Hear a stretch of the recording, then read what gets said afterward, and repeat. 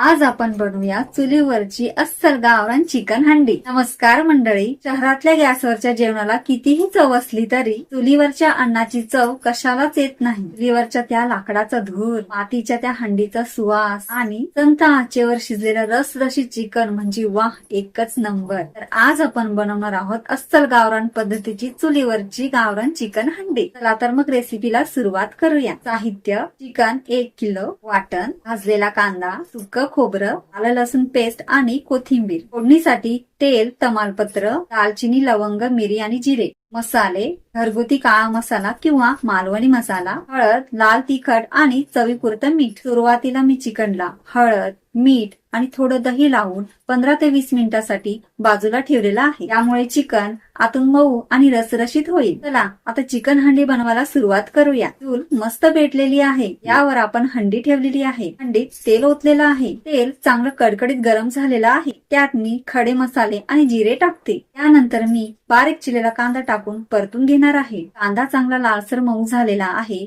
त्यामध्ये मी लाल तिखट, हळद आणि मसाले टाकून परतून घेणार आहे। या मसाल्यांमध्ये मी सुक्या खोबऱ्याचं आणि कांद्याचं जे वाटण केलं होतं ते मी या मसाल्यांमध्ये टाकून चांगलं परतून घेणार आहे आणि हे सर्व मसाला तेल सोडेपर्यंत परतणार आहे। हे मसाले परतताना चांगला वेळ घेऊन परतावे, कारण चिकन हंडीची खरी चव इथेच लपलेली आहे। आता मी मॅरिनेट केलेले चिकन या मसाल्यामध्ये टाकणार आहे आणि व्यवस्थित मिक्स करणार आहे। त्यानंतर चवीनुसार मीठ टाकणार आहे। थोडा वेळ वाफेवर चांगलं शिजवून घेणार आहे आणि गरजेनुसार गरम पाणी टाकणार आहे। लक्षात ठेवा, जेव्हा जेव्हा मी असं चिकन बनवते त्यावेळेस मी गरम पाण्याचा वापर करते। आता हे चिकन मी झाकण ठेवून चांगलं वाफवून घेणार आहे। 20 मिनिटं झालेली आहे। चिकन शिजून मऊ व्हायला सुरुवात झालेली आहे। आता मी कापलेली कैरी आणि कांद्याच्या पाकळ्या टाकणार आहे। तुम्ही ही स्टेप स्किप केली तरी चालेल, पण मला अशा प्रकारे कांदा टाकलेला आवडतो म्हणून मी टाकलेला आहे। साधारण 20 ते 25 मिनिटं चांगलं शिजवल्यानंतर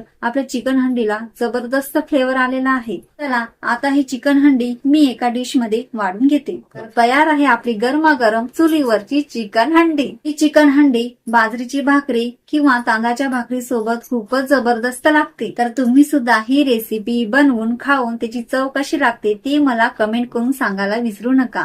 तुम्ही जर चॅनलवरती नवीन असाल तर चॅनलला सबस्क्राईब करून बेल आयकॉन वरती क्लिक करा। पुन्हा भेटूया एका नव्या व्हिडिओमध्ये नवीन रेसिपी घेऊन। तोपर्यंत खात रहा, खुश रहा, आनंदी रहा। धन्यवाद। It's not a game, it's a rich thing.